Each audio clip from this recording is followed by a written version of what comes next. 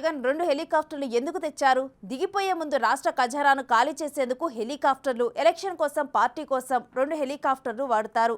జగన్ పరిపాలనలో ప్రజలు విసిగిపోయారంటున్న నాదెండ్ల మనోహర్తో మా ప్రతినిధి సాగర్ ఫేస్ టు ఫేస్. తాడేపల్లిగూడెంలో నాదెండ్ల మనోహర్ పర్యటిస్తున్నారు. సరే, ఏంటి సీఎం జగన్ 2 హెలికాప్టర్లు తెచ్చుకున్నారు, తన ప్రాణానికి భయం ఉంటున్నారు, ఏంటి ఇదంతా నమ్మశక్యంగా ఉందా?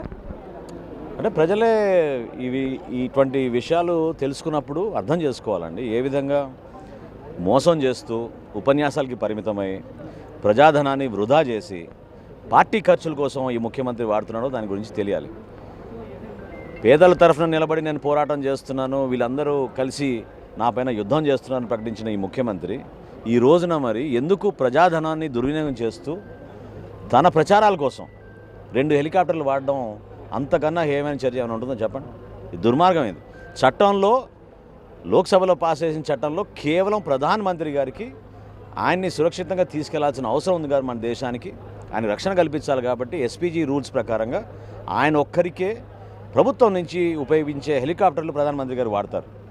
దేనికి ఈ విధంగా ముఖ్యమంత్రి ఒక 25 కోట్ల రూపాయలు పోతూ 40 రోజుల్లో దిగిపోతున్న ఈ ముఖ్యమంత్రి ఆ విధంగా ఖర్చు పెట్టడం దుర్మార్గం. దాన్ని మేము ఖండిస్తున్నాం. జనసేన పార్టీ తరఫున విచారణకి ఏమన్నా తర్వాత ఈ అధికారుల పాత్ర మీద ఖచ్చితంగా మేము ఎలక్షన్ కమిషన్ కంప్లైంట్ చేస్తాం. రాబోయే రోజుల్లో మేము దానికి చేయాల్సిన చట్టపరమైన తీసుకోవాల్సిన చర్యలు కూడా డెఫినెట్గా తీసుకుంటాం. ఎందుకంటే ఇది తప్పు. ఇది ఈ విధంగా మేము ప్రశ్నించకుండా మేము నిలబడిపోతే ప్రజల తరఫున ఎట్లా?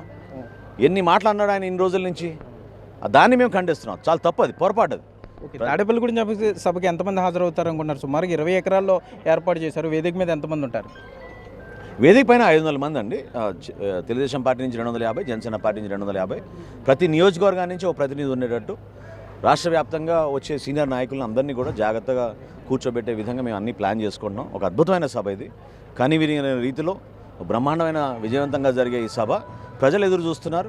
First time Telugu Desam party, Janasena party కలిసి మేము అద్భుతమైన సభ నిర్వహించుకుంటున్నాం. కాబట్టి జనసేన పార్టీ నాయకులందరూ కూడా మనస్ఫూర్తిగా పనిలో దిగిపోయారు. తప్పకుండా మంచి ఏర్పాట్లు చేసి రాష్ట్ర ప్రజలకు అంకితం చేస్తాం.